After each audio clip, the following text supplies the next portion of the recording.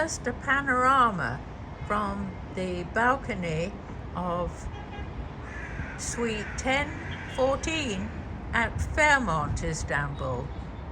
Swinging around, and this shows you just a bit of Istanbul, the European side obviously, but you can see the Bosphorus there. I'm high enough to be able to see the Bosphorus. And let's go into the room. It's got some nice books, one on Istanbul, one on the Bosphorus. Being Fairmont, it's very practical. I'm thrilled to have plenty of carpet space.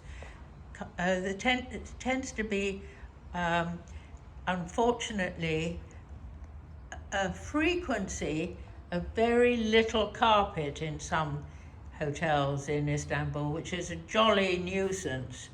I've got some sockets there. I like the oval-shaped desk, and I like the tall-up table there to be able to sit and have a cocktail with friends if I had friends, instead of which I'm all by myself, but I'm going to be doing lots of meetings while I am here. Oh, I'm swinging around, and I've got a toilet for those friends. And I think, yes it is, this is a lovely entertainment centre. Look at it, dear little teapot and little milk jug.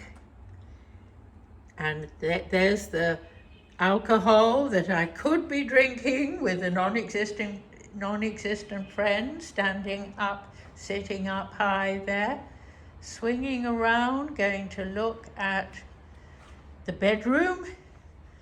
Here's the bedroom, and a nice wrap around bedhead, fiber optics. And let's go and see what I've got by the side of the bed.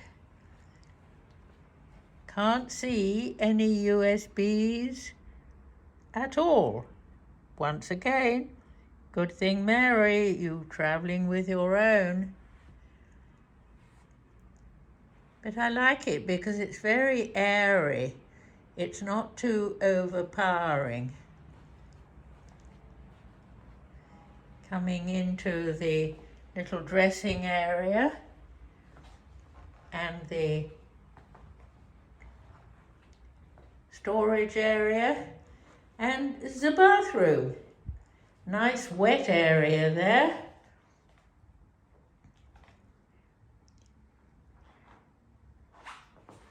And thank goodness they've put the fixed toiletries at a low height, so much more sensible. There, Le Labo, Rose 33, promotion for the Willow Stream Spa. So here I am, getting ready to unpack yet again, this time at friendly Fairmont, Istanbul.